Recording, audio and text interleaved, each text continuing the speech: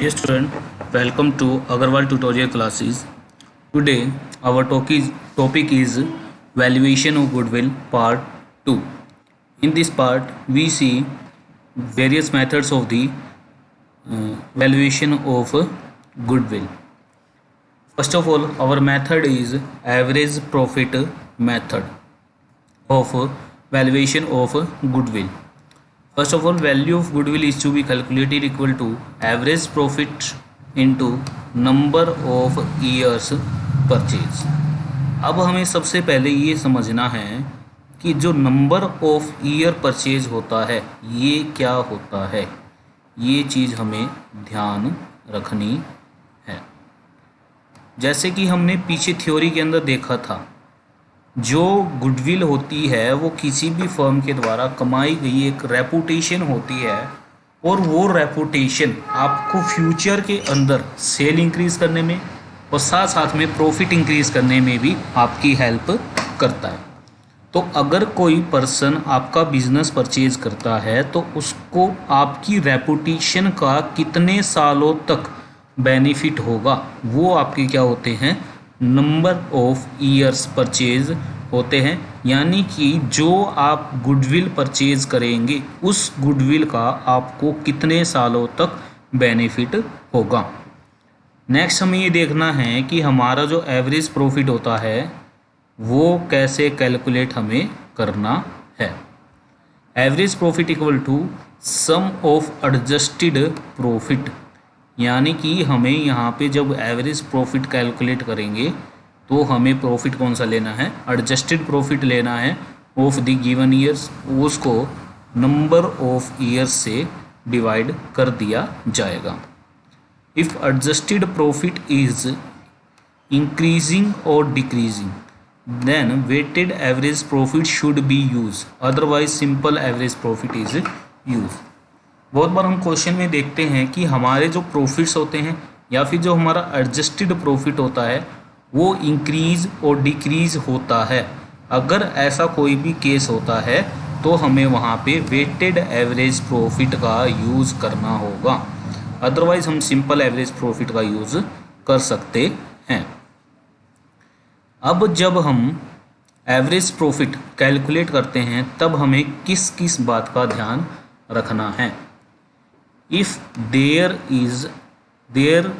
इन any given year abnormal gain, अगर किसी साल में हमारा अब नॉर्मल गेन है जो कि हमारे प्रॉफिट के अंदर इंक्लूड है, like profit on sale of investment, insurance claim received should be deducted from the net profit of that year, तो हमें वो नेट प्रॉफिट में से डिडक्ट कर देना है।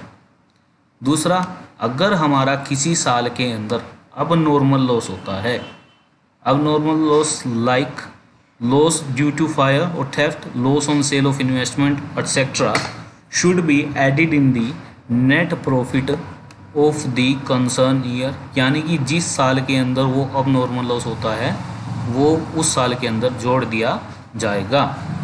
Income from investment outside business should be deduct from the profits.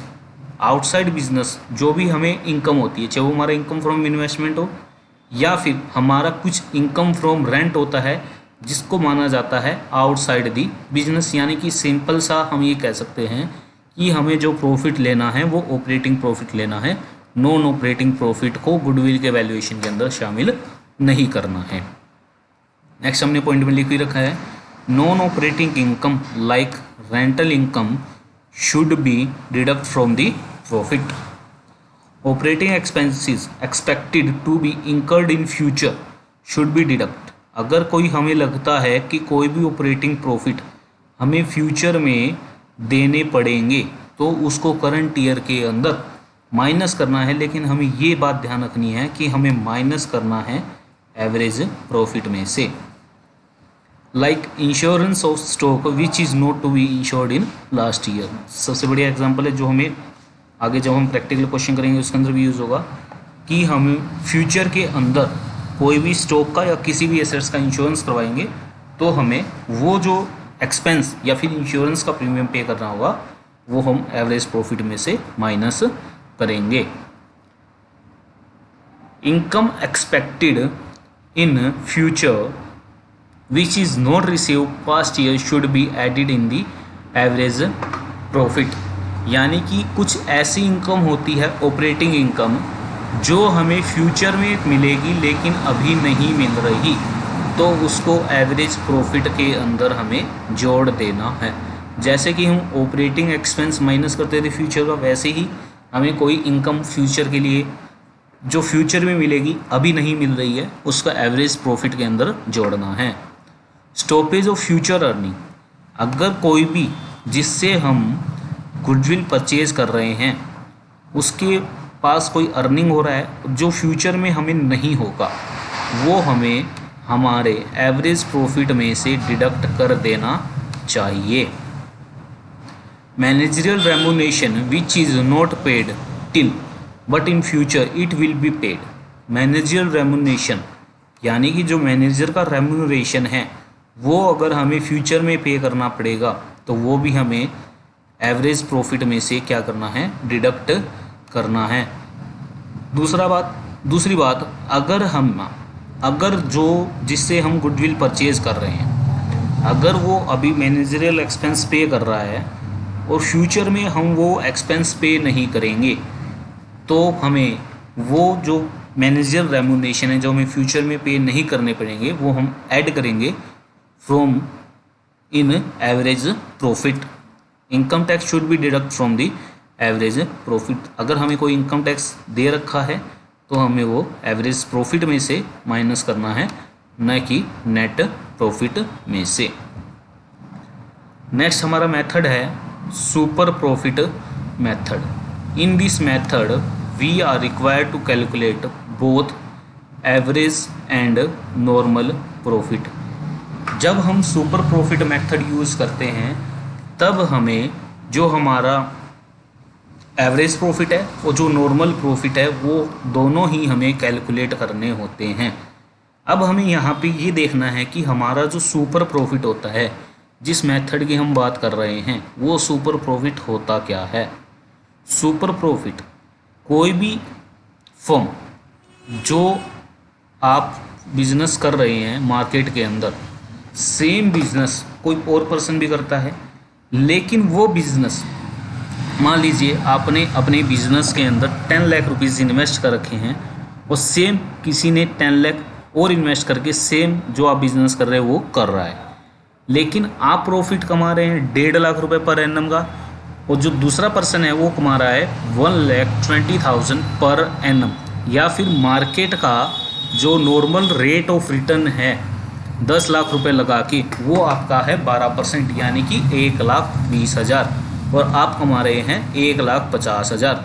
जो 30,000 रुपये आप एक्स्ट्रा कमा रहे हैं वो आपका क्या होगा, सुपर प्रॉफिट होगा। तो हमें ये देखना है कि नॉर्मल जो प्रॉफिट होता है वो कैसे कैलकुलेट करना है।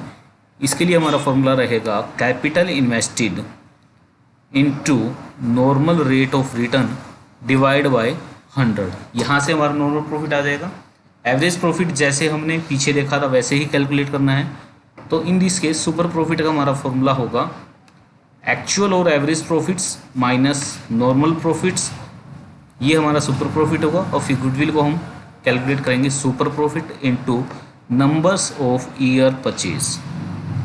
If in question there is any adjustment which is explained earlier while calculating average profit should be use. यानी कि क्वेश्चन के अंदर अगर हमें कोई एडजस्टमेंट दे रखी है तो हमें वो भी कैलकुलेट करनी होगी।